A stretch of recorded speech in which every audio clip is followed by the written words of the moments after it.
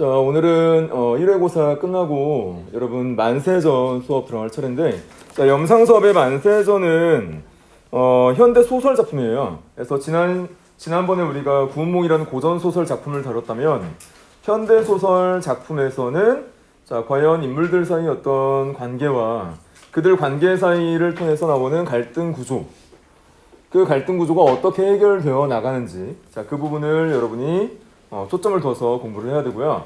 자, 그리고 배경이 일제강점기를 배경으로 합니다. 자, 항상 일제강점기를 배경으로 하면 우리 민족의 어떤 아픔이 잘 드러나죠? 식민 지배에 따른 어떤 아픔이죠? 공통적으로 작품들을 보면 나라 잃은 슬픔이잖아요. 나라 잃은 슬픔 또는 자, 주권을 상실당한 상황에서 자, 그런 어떤 일본 제국주의를 통해서 어떤 억압과 또는 약탈을 당하는 어떤 장면들, 자, 그런 어떤 부분들을 통해서 우리 민족이 겪는 서름과 아픔, 자, 이런 것들은 역시 만세전이라는 작품에서도 확연히 잘 드러나고 있어요. 자, 작품 제목을 보니까 만세전이죠. 자, 이때 이 만세는 어떤 만세일까요? 만세운동하면 여러분 뭐가 떠올라요? 일제강점기 만세운동하면 어떤 만세운동이 떠올라요? 그 만세운동이 어떤 운동이었어요? 초등학교 시간 배웠잖아요. 3.1운동. 자, 1919년 3월 1일 3.1운동이 일어나죠. 그렇죠? 그 3.1운동의 성격을 여러분이 잘 한번 생각해 볼 필요가 있어요. 초등학교, 중학교, 고등학교에 걸쳐서 여러 교과목에서 3.1운동이 다루어지는데, 그만큼 3.1운동이라는 운동 자체가 굉장히 중요한 성격을 띠고 있기 때문이에요. 자, 그럼 여러분한테 질문을 하나 던져볼게요. 자, 3.1운동은 민중들이 자발적으로 조직해서 이루어진 전 국민적 저항 운동이었다 라고 한다면 맞을까요? 틀릴까요? 여러분 역사 시간에 어떻게 배웠어요? 한국사 시간에도 배웠고, 중학교 사회 시간에도 배웠고, 윤리 시간에도 배우고, 여러 학습 시간에 배웠잖아요. 국어 시간에도 배웠고, 중학교. 자, 3.1운동은 어떤 성격을 띠고 있다라고 배웠어요? 자발적 또는 자생적 조직이라고 배웠나요? 또 나는 아니다. 나는 이렇게 배웠었다. 이렇게 알고 있다. 이런 학생 없어요? 원래 이게 코로나가 다 끝나고 하면 여러분 모둠별로 통일해서 발표해야 되는데, 자, 모둠을 조성할 수 없으니까 질문을 선생님이 던지는 거예요. 그러면 여러분이 자발적으로 여러분이 알고 있는 부분을 답변을 해주면 돼요.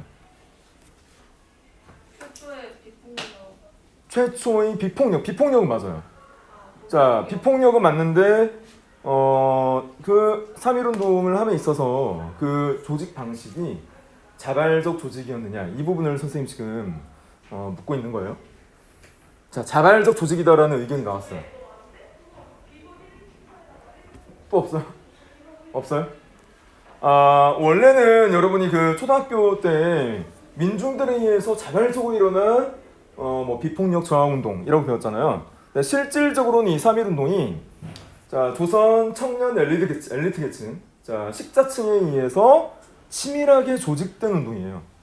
그래서 자, 3.1운동의 어떤 직전에 자, 3월 1일 날 우리가 비폭력 저항운동을 통해서 자, 잃은 주권을 찾아오자라는 자, 그 전 국민적 동시다발적인 전 국민운동이죠.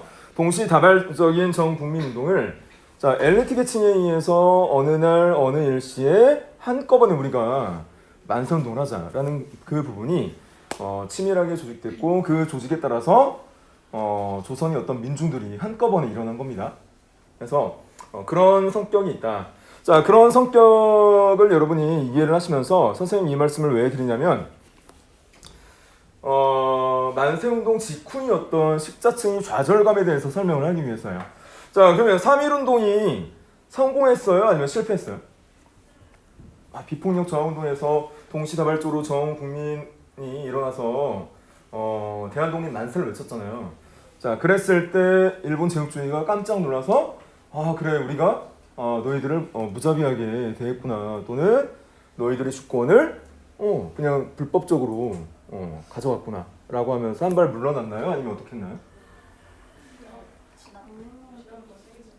어떻게 했어요?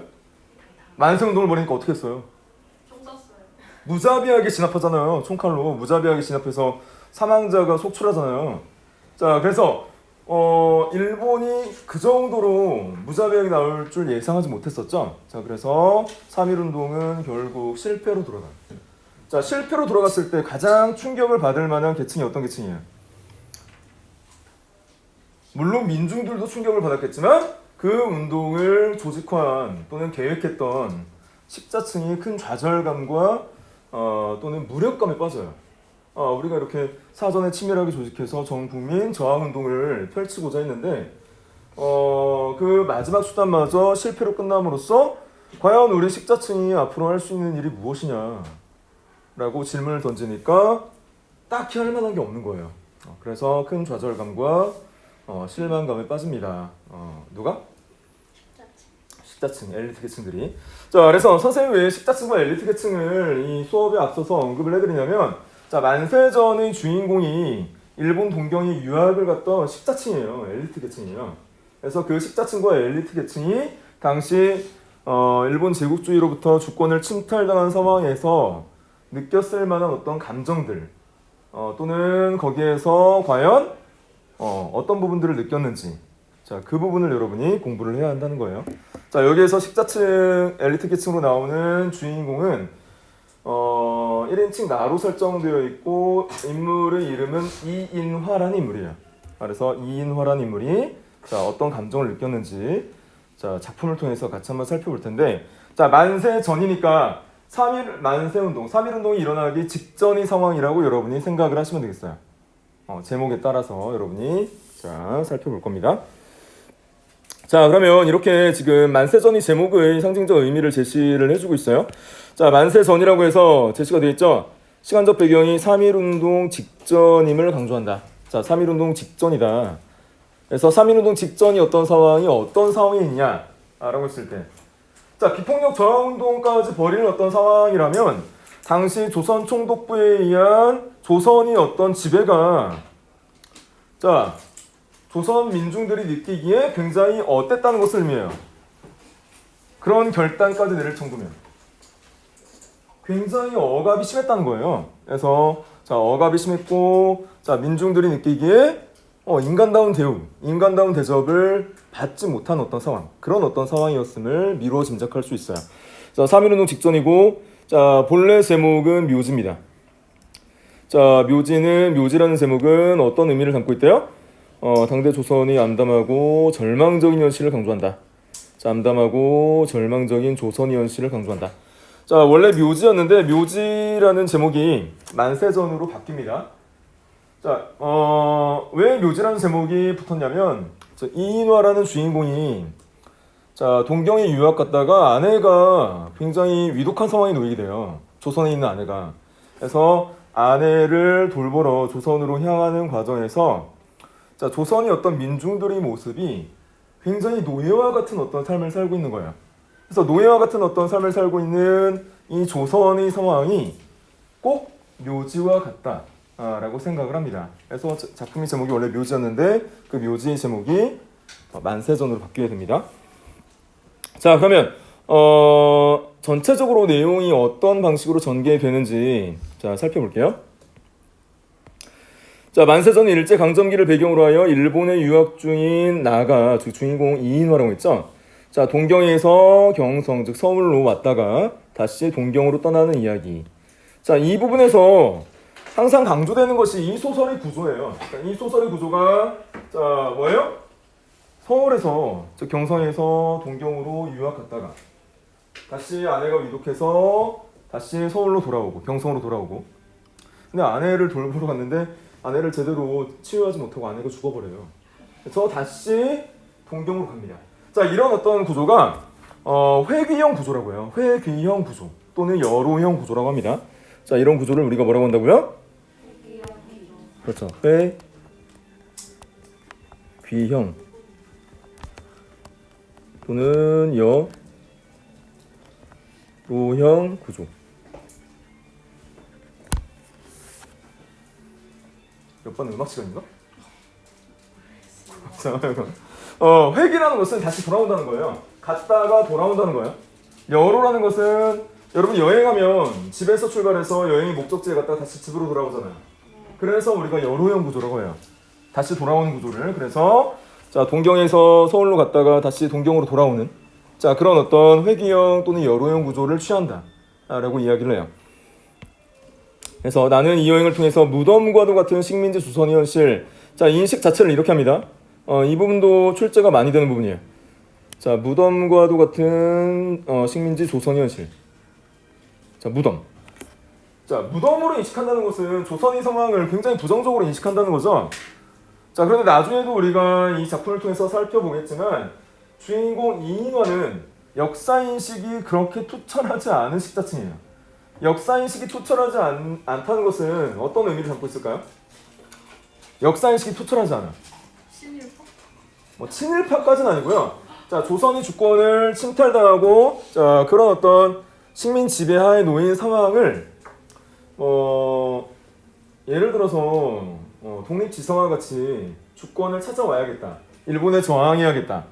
또는 내가 있는 힘을 다해서 그 조선이 어떤 뭐 자주권을 되찾아야겠다. 이런 인식 자체가 없다는 거예요. 인식 자체가 없고 나는 그냥 동경에 유학 가서 내 공부하고 다시 조선으로 돌아와서 내 뜻을 펼쳐야겠다. 이런 생각만 하고 있는 거예요. 그래서 역사인식이 투철하지 못하는 상황에서 조선의 현실을 무덤이라고 생각하는 거예요. 무덤이 뭐예요? 여러분 무덤하면 뭐가 딱 떠올라요? 죽음, 소멸 이런 이미지죠. 그러니까 조선 사회를 죽은 사회라고 인식한다는 거예요. 근데 만약에 독립지사나 애국지사 같았으면 자 무덤이라고 인식을 할까요? 어떻게 인식할까요? 조선은 다시 자주권을 찾아와서 우리가 회복해야 할 땅이다. 또는 다시 되찾아야 할 땅이다. 이렇게 인식을 하죠. 근데 역사인식이 투철하지 못했던 이인화는 자 동경에서 조선을 보니까 죽은 사회와 같은 자 그런 어떤 분위기가 느껴진다는 거예요. 그래서 묘지로 인식을 합니다. 이런 부분도 출제가 잘 되는 부분이니까 여러분이 자 공부를 잘 해두시면 좋을 것 같아요. 자 그래서 처음에는 이렇게 무덤과 같이 부정적으로 인식하다가 자 현실을 새롭게 알게 되며 정신적으로 성장하는 부분이 있어요. 그래서 아내의 죽음 이후에 자 조선에서 조선이 어떤 부정적 현실을 묘지로 인식하다가 어떤 계기를 통해서 특정 계기를 통해서 조선인으로서 분노하는 어떤 장면들이 두 장면이 나와요. 그래서 서현실 욕탕 부분에서 일본인과의 어떤 대화를 통해서 느끼는 부분이 있고요. 두 번째는 조선인이라는 이유만으로 강한 어떤 검문 검색을 받는 장면이 있어요. 자 그런 어떤 두 장면에서 자 조선인으로서 분노하는 장면 그 장면에서 현실을 자각하고 역사인식을 수정하는 모습을 보여줍니다. 그 부분도 출제가 자주 되는 부분이니까 공부해야 할 부분이고요. 자 그러면 자 전체적인 어떤 내용을 제시를 했고요. 자 앞부분의 줄거리를 볼 거예요. 자 앞부분의 줄거리를 문학 반장이 한번 읽어볼까요? 일본에 유학 중인 나는 아내가 미국파라는 정보를 받고 귀국길에 온다. 나는 도쿄에서 기차로 시모노세키까지 와서 관부 연락선에 올라 대학의 목욕탕에 들렀다. 잘하고 있어요. 자 여기서 발단 이제 사건이 시작되는 부분이에요. 자 사건이 시작되는 부분인데 여기서 선생님이 아까 말했죠. 여로형 구조. 일본에서 열심히 공부를 하고 있었는데 아내가 위독해요. 당연히 아내를 돌보러 가야겠죠. 자 그래서 귀국길에 오르고 도쿄에서 기차로 시모노세키까지 와서 관부 연락선. 자 연락선이라는 것은 배입니다. 자 관부 연락선에 올라서 배 안의 목욕탕에 들러요. 자 이 배 안의 목욕탕이라는 장면 자체가 굉장히 중요한 장면이에요. 자 아까 선생님이 말했죠. 역사인식이 투철하지 못했던 주인공 이인화가 자 자신이 어떤 역사인식을 수정하는 부분 또는 깨달음을 얻는 부분 또는 조선의 식자층으로서 분노하는 부분 이 부분이 이 배 안에서 이루어져요. 이 배 안의 장면 자체가 중요하니까 자 계속 같이 한번 보도록 합니다. 자 계속 문학반장 읽어주세요. 그래 그런 훌륭한 직원이 무엇인데 여기 어디 있어요? 이번에는 그 시골자의 동행인 듯한 사람이 가만히 듣고 있다가 육상에서 시뻘겋게 타는 몸뚱어리를 무거운 듯이 끌어내며 물었다. 그자도 물속에서 불쑥 일어서 수건을 등 뒤로 넘겨서 가로잡고 문지르며 한 번 욕실을 휙 돌아보고 그 3인 이외의 사람들이 자기들의 대화에는 무심히 한 구석에 앉아있다는 것을 살펴본 뒤에 안심한 듯이 비로소 나도 이번에 가서 해오면 세 번째 대우만은 내지 각 회사와 연락을 해가지고 유보들을 붙들어 오는 것인데 그 조선쿨이 말씀이에요. 노동자요. 그런데 그것은 대개 경상남도나 그렇지 않으면 함경, 강원, 그 다음에 청안도에서 모집을 해야 하지만 그 중에서도 경상남도가 제일 쉽습니다. 자, 여기까지 볼게요. 자, 여기까지 보면 그 관부 연락선에 일본인들이 타고 있는데 일본인들이 나누고 있는 대화가 조선 노동자를 자, 포장해서 모집해 온다고 하는데 자, 실제로는 자, 팔아 넘긴다는 거예요. 그래서 달콤한 말로 유혹해서 자, 여기 내지라고 표현된 부분은 일본 땅을 말합니다. 일본 본토를 말해요. 자, 당시 일제강점기 때 일본 본토를 내지라고 했죠. 일본 본토를 내지라고 하고 조선을 반도라고 지칭을 했습니다.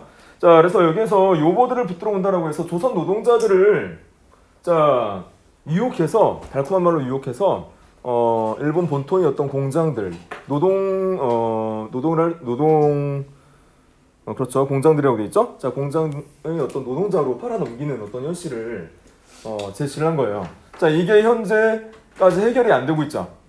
강제징용 문제라든가 자, 조선 노동자들이 제대로 된 어떤 대우를 받지 못하고 노예와 같은 어떤 삶을 살았던 비참한 현실. 자, 그런 어떤 현실을 자, 배 안의 연락선의 일본인들이 어떤 대화가 이루어지는 장면을 통해서 확인할 수 있는 거예요. 그래서 여기 노동자들이 팔려가는 현실이 제시가 되어 있죠. 자, 요보들을 붙들어 오는 것이다.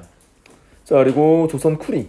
자, 노동자들을 자, 붙잡아서 자, 일본 본토로 팔아넘기는 현실. 그 중에서도 어디가 제일 쉽대요? 경상남도가 제일 쉽대요. 왜 경상남도가 제일 쉬울까요? 상식적으로? 제일 못 살았어요. 제일 가깝잖아, 일본이랑. 부산 등지, 경상남도 일대가 일본으로 가기엔 좋잖아요, 배 타고. 그래서 그런 어떤 부분을 제시를 했어요. 자, 이 장면을 목도를 하고 주인공 이인화가 속으로 분개하는 겁니다. 같은 조선인으로서 팔려가는 현실에 대해서. 자, 근데 조선 노동자들은 어때요? 팔려간다고 생각해요? 아니면 어떻게 생각해요? 처음에 돈을 많이 준다고 하잖아요. 돈을 많이 준다고 하고 처자식도 데려갈 수도 있는 어떤 조건도 제시하고 자, 잠깐 일하다 와서 조선으로 돌아오면 좀 풍족하게 살 수 있을 것이라고 생각을 하고 가는데 막상 실상 가면 어떤 현실이에요? 임금도 제대로 받지 못하고 자, 그리고 작업 환경도 굉장히 처참하고 노예와 같은 어떤 삶 벗어날 수 없는 그런 어떤 감옥 같은 어떤 삶 속의 어떤 현장으로 팔려가는 겁니다. 자, 그래서 계속해서 어떤 상황이 이어지는지 보도록 할게요. 그자는 여기 와서 말을 끊고 그말한 듯이 웃어버렸다. 나는 여기까지 듣고 깜짝 놀랐다. 그 가련한 조선 노동자들이 속아서 지상의 지옥 같은 일본 각지의 공장으로 모이 활용하는 것이 모두 이런 도정놈 같은 협작 불황배의 술중에 빠져서 그런 거구나 하는 생각을 할 때 나는 다시 한번 그자의 상사대기를 쳐다보지 않을 수 없었다. 잘 봤어요. 자, 여기 보면 이제 그 측은한 어떤 마음도 들면서 자, 일본인들의 어떤 거짓된 행태에 대해서 분개하는 장면이 나오죠. 그래서 보면 어떤 표현들을 썼어요? 가련한 불쌍한 노동자, 조선인 노동자들이 속아서 사탕발림의 어떤 말에 속아서 지상이 지옥 같은 일본이 각지 공장으로 팔려간다고 직접적으로 언급을 했어요. 팔려간다. 자, 그래서 이런 어떤 현실 속에서 자, 그 일인들을 도적놈이라고 표현했어요. 도적놈. 그렇죠. 사기꾼들이죠. 도적놈 같은 협잡 불황배의 어떤 계책이죠. 술책에 빠져서 그러는구나. 그래서 자, 분개합니다. 자, 그래서 노동자 모집원 또는 그의 일부를 부정적으로 표현했고, 자, 일본인에 대한 어떤 분노가 강하게 표출되어 있는 부분. 자, 일본인에 대한 분노가 자, 굉장히 강하게 표출되어 있는 부분이라고 볼 수 있어요.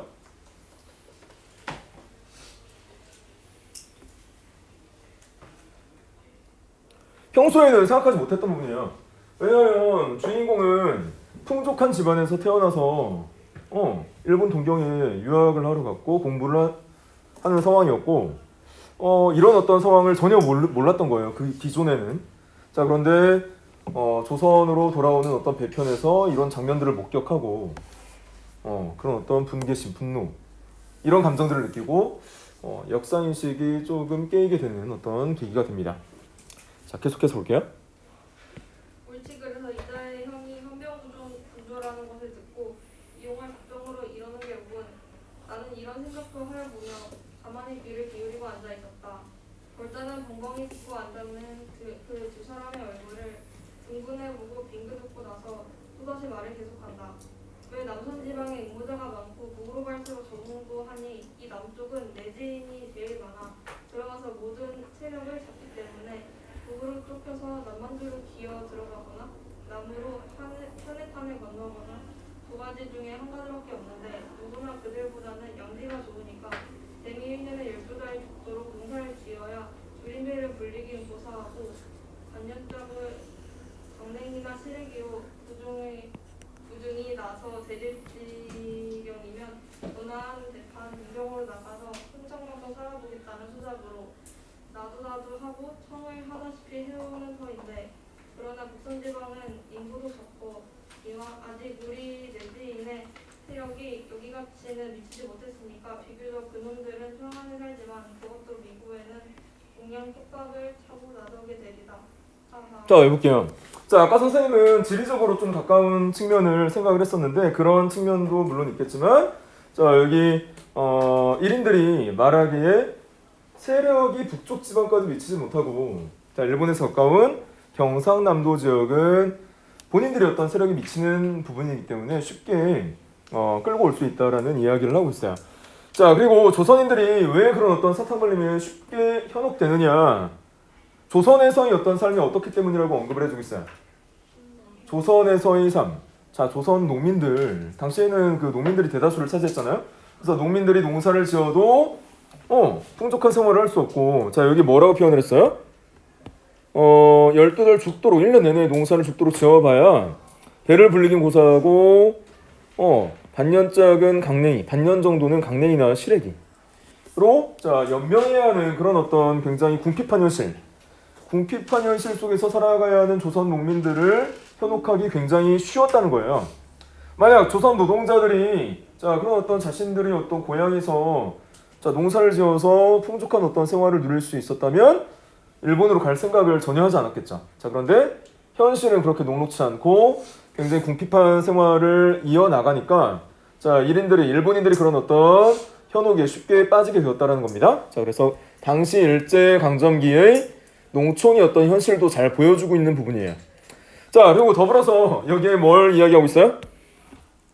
자, 이런 어떤 측면도 있고 자, 내가 한번 태어나서 그래도 호화스러운 어떤 삶을 살아보고 싶다는 욕구도 있었다는 거죠. 그래서 자, 일본 본토로 가서 일본 대판이나 동경으로 나간다라고 돼 있어요.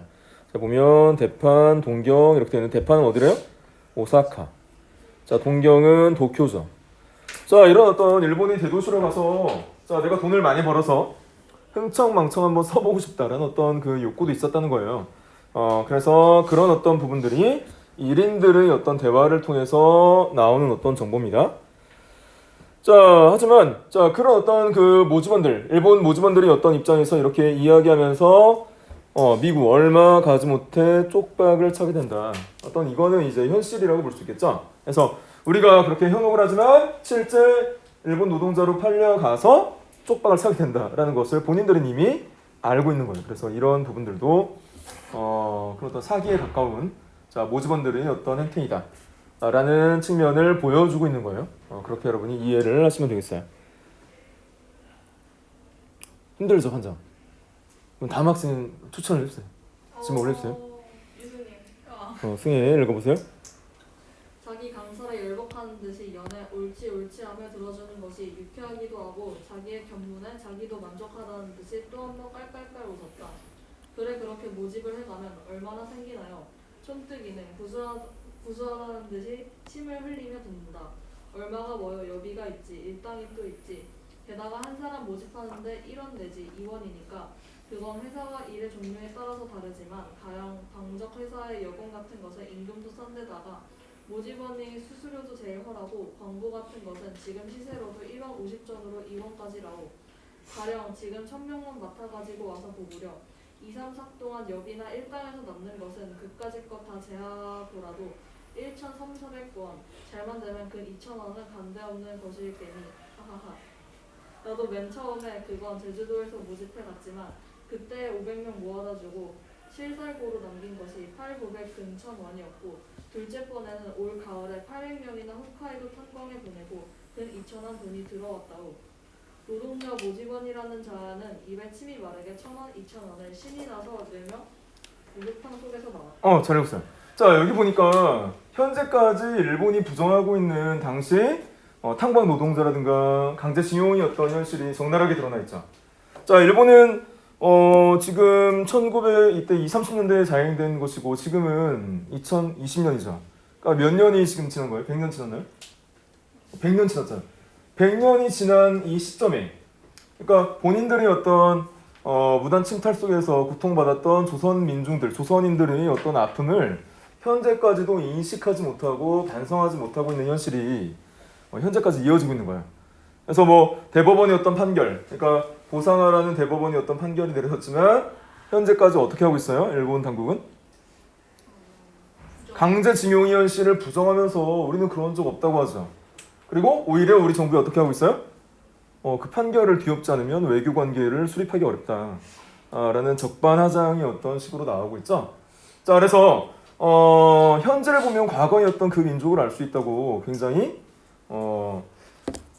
전형적인 어떤 일본인들의 모습을 볼 수 있는 장면이라고 볼 수 있어요. 그래서 홋카이도 탐방에 보내서 2,000원이라는 거금을 내가 받았다라고 언급을 해주고 있어요. 그래서 당시 조선 노동자들을 모집하는 과정에서 이 모집원들의 어떤 목적은 조선 노동자들을 위하는 것이 아니라 자신들의 사리사욕을 채우기에 급급했다라는 어떤 현실을 제시를 해주고 있는 상황이에요. 그래서 여기 제시가 되어 있네요. 뭐라고 하고 있어요? 봐봐. 조선인을 물건처럼 언급하면서 자, 수익이 좋다는 것을 강조하자. 그래서 돈벌이 수단. 자, 조선인을 인간으로 대우하는 것이 아니라 돈벌이 수단에 불과하다. 라는 물건으로 인식하고 있는 상황이 제시가 되어 있어요. 그래서 이런 부분들을 여러분이 잘 눈여겨보면 좋을 것 같아요.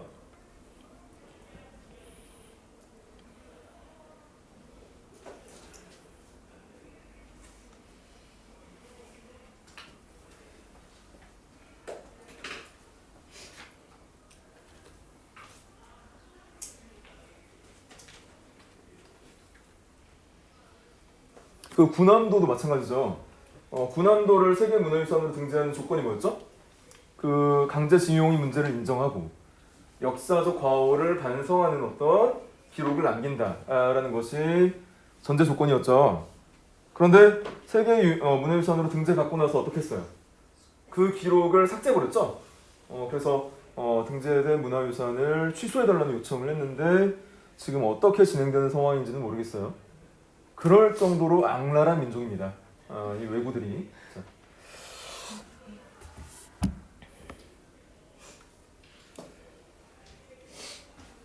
어떻게 그런 민족이 있을 수 있나 모르겠어요. 그렇죠. 일말의 양심이 없는 민족이죠. 자, 계속해서 보도록 할게요. 네. 애하며 일평생 들어보지도 못했던 1,000원, 2,000원 소리에 눈을 휘둥그렇게 뜨고 귀를 기울이고 앉았던 시골자는 때를 다 밀었는지 그 장대한 동색 거구를 벌떡 일으켜 다시 욕탕 속에 출렁 집어넣으면서 만족한 듯이 또다시 말을 붙였다. 그래, 조선 농군들이 가서 그런 공사 일을 잘들 하나요? 잘하고 못하는 것은 내가 상관할 것 무엇 있소마는 하여간 요번은 말을 잘 듣고 힘드는 일을 잘 하는 데다가 이문이 허라니까 안성맞춤이지. 그야 처음 데려갈 때에는 품삯도 많고 일은 들어 누워서 떡 먹기라고 푹 삶아야 하긴 하지만 그래도 잘 노자며 처자까지 데리고 가게 하고 게다가 빚까지 갚아주는 데야 제 아무런 놈이기로 안 따라 나설 놈이 있겠소. 자, 여기 조건들이 제시가 되어 있죠. 조건들이 굉장히 가고 싶을 정도로 현혹을 하는 그런 조건들이죠. 어떤 조건들을 제시했어요? 일단 임금을 많이 준다고 현혹하죠. 실제 임금은 많이 주지 않습니다. 많이 주지 않고 오히려 빚이 쌓여가는 구조. 빚이 많이 쌓여가면 조선으로 다시 돌아올 수도 없어요. 그런 구조를 만들어 놓습니다. 자, 그리고 일은 쉽대. 일은 누워서 떠먹기라고 속이죠. 자, 그 다음에 야, 너 일본으로 갈 돈 없지? 돈 대줄게. 노자도 줄게. 야, 가족들 보고 싶어서 어떡해? 가족들도 데려가라는 조건. 자, 이런 조건들. 자, 그리고 야, 너 조선에 빚 남아있어? 자, 빚 때문에 굴레가 돼서 너 일본으로 못 가면 빚 갚아줄게. 자, 이런 어떤 5가지 조건을 제시를 해주고 아무런 부담이 없는 상황 속에서 그런 어떤 사탕발림의 어떤 현혹에 쉽게 넘어간다는 거예요. 근데 실제 가보면 아까도 말씀드렸다시피 자, 임금은 적고 자, 어떤 식대 비용에서 또 빚이 쌓여가고 빚이 쌓여가는 구조 속에서 돈이 없으니까 조선으로 돌아올 수 없고 그래서 반강제적으로 어떤 노예와 같은 삶을 평생 살아갈 수밖에 없는 그런 안타까운 구조에 갇히게 되는 거죠. 조선 노동자들이. 그래서 돌아올 수 없는 상황을 만들어 버립니다. 그래서 여기 이미 제시를 했어요. 어떻게 제시를 했어요? 거짓말이에요. 거짓말이고 자, 사탕발림 감언이설. 자, 그리고 또 어때요? 일종의 대출 개념이었어요. 대출 개념. 자, 일종의 당겨 쓴 돈으로 노동자들을 구속하는 어떤 족쇄가 돼서 자, 조선으로 돌아오고 싶어도 고향으로 돌아올 수 없는 그런 어떤 구조를 만들어 버립니다.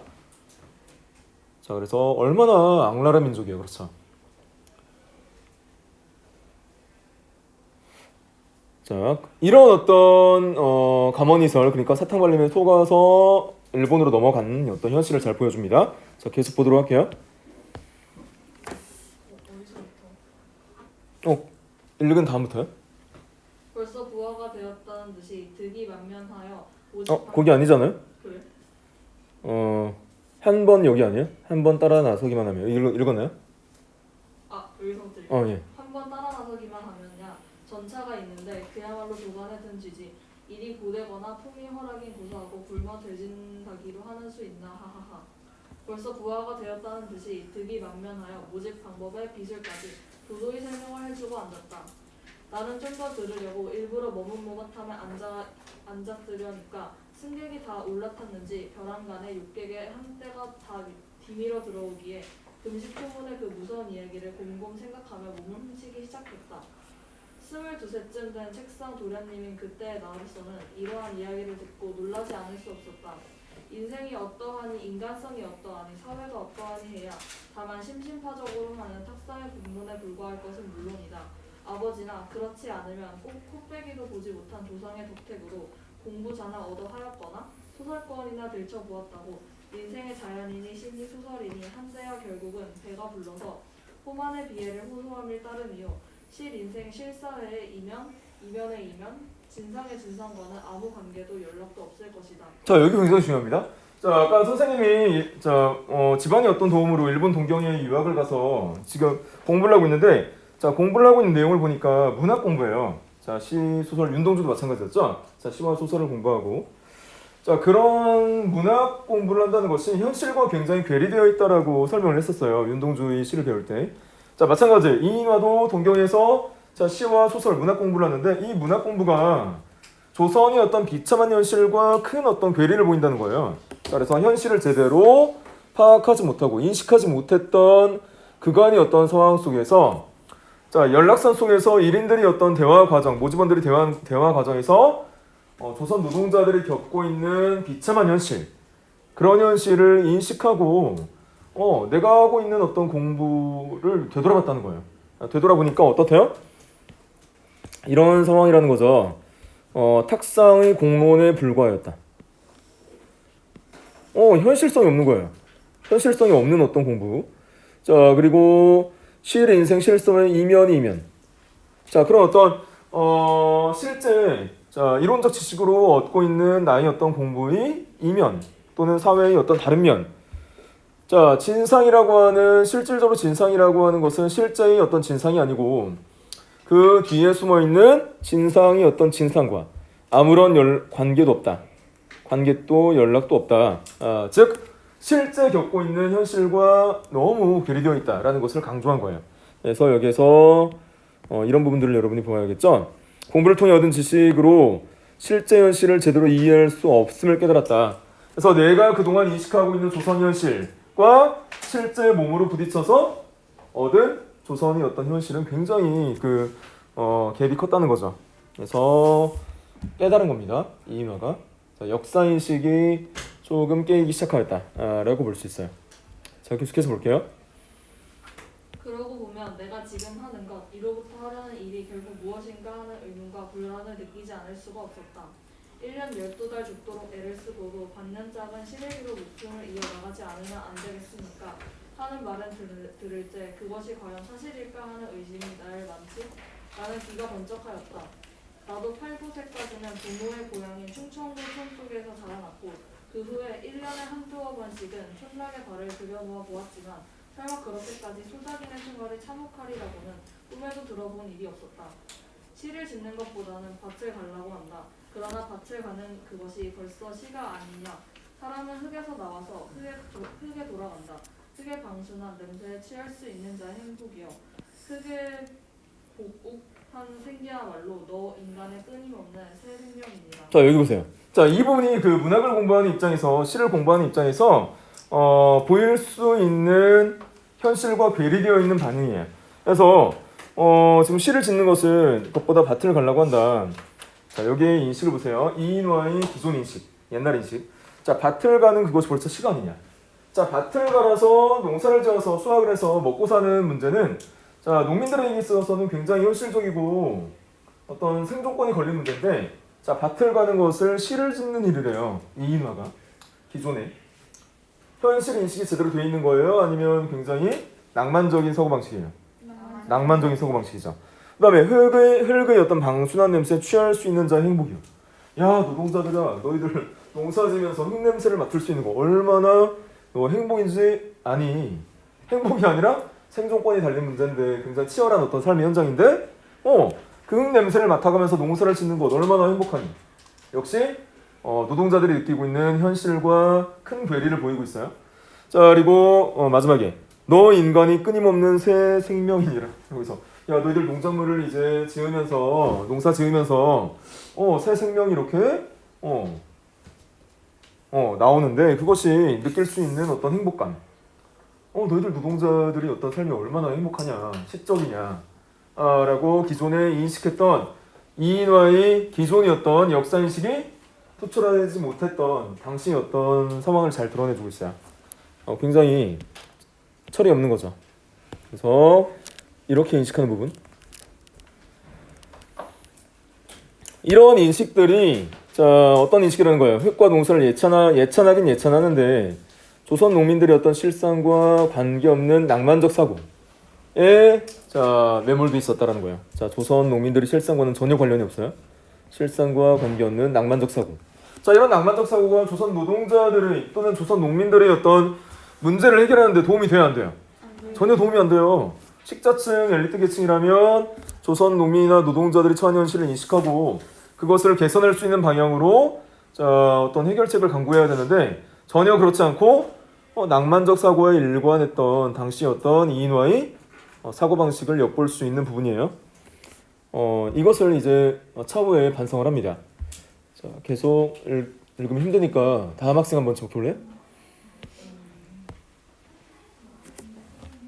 영이요.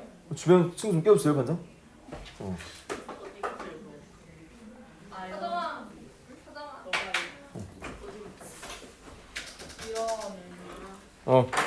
읽으면 되나요? 네. 이러한 의미로 올 봄에 산문시를 쓰던 자기의 빙상과 선녀가 도리어 부끄러웠다. 흙의 냄새가 방심치 않다는 것도 아니다. 그 향기에 취할 수 있는 자가 행복스럽지 않다는 것도 아니다. 조반 후의 낮잠은 위약이라는 고등 유민 계급의 유행병에나 걸릴까 보아서 대포박 모자에 연정이나 쓰고 아침 저녁으로 호미 자루를 접는 것이 행복스럽지 않고 시적이 아니라는 것이 아니다.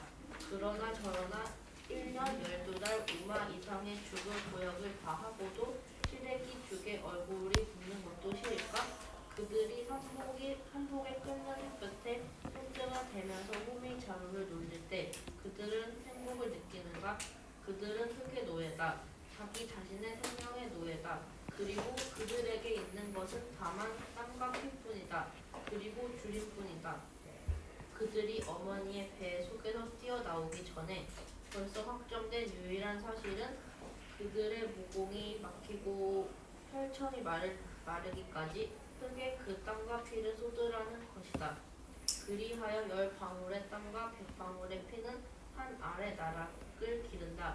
그러나 그 하나의 나락은 누구의 입으로 들어가는가? 그에게 지불되는 보수는 무엇인가? 줄임만이 무엇보다도 확실한 그의 받을 품삯이다. 자, 여기까지. 이 지금 언급된 부분이 이인화가 낭만적 사고방식을 지니고 있던 기존의 사고방식에서 탈피해서 노동자들의 어떤 현실을 제대로 인식하는 부분이에요. 그래서 이 부분이 굉장히 중요합니다. 어떻게 인식을 해요? 이제 야, 노동자들의 어떤 노동이 너무 고된 거 아니냐.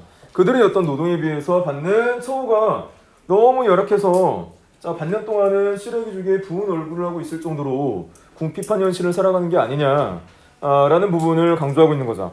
그래서 그들이 받는 품삯은 피와 땀뿐이고 자, 그들이 받는 어떤 보수는 한 알이 나락이 아니라 뭐라고 언급을 해주고 있어요? 줄임이야, 굶주림. 야, 그들이 받는 어떤 노동의 대가는, 노동의 어떤 처우는 굶주림만 남는다라는 부분에서 당시 조선 노동자들의 열악한 현실, 굶주림이 어떤 현실을, 궁핍한 현실을 제대로 인식하고 있는 부분이 나와요. 자, 흙의 노예라고 표현을 하고요. 자, 생명의 노예라고 표현한 부분. 자, 그리고 피를 쏟으라라는 부분. 자, 이런 어떤 부분들이 현실을 제대로 인식하는 부분에 이른 상황을 잘 보여주고 있어요. 자, 흙의 노예, 생명의 노예. 그다음에 확정된 유일한 사실은 피를 쏟으라는 것이다. 그다음에 굶주림만이 조선 노동자들에게 남아있는 유일한 품삯이다 라는 부분으로 현실 인식이 전환되었음을 보여주고 있어요. 자, 낭만적이고 뜬구름 잡는 그런 어떤 현실 인식에서 노동자들의 어떤 비참한 현실을 제대로 인식하고 있는 부분을 우리가 이인화의 어떤 사고의 전환을 엿볼 수 있는 부분이죠. 그래서 그 계기가 뭐라는 거예요? 자, 그 계기가 여기 나와 있듯이 연락선에서 일본인들의 어떤 대화를 듣고 조선의 현실을 깨닫게 된다. 첫 번째 사고방식의 전환의 계기가 연락선 안에서의 일본인들의 어떤 대화 과정이었다는 거예요. 그렇게 여러분이 생각을 하면 되겠습니다. 자, 그 위기 두 번째 부분부터는 다음 시간에 이어서 나가도록 할게요. 자, 고생했어요.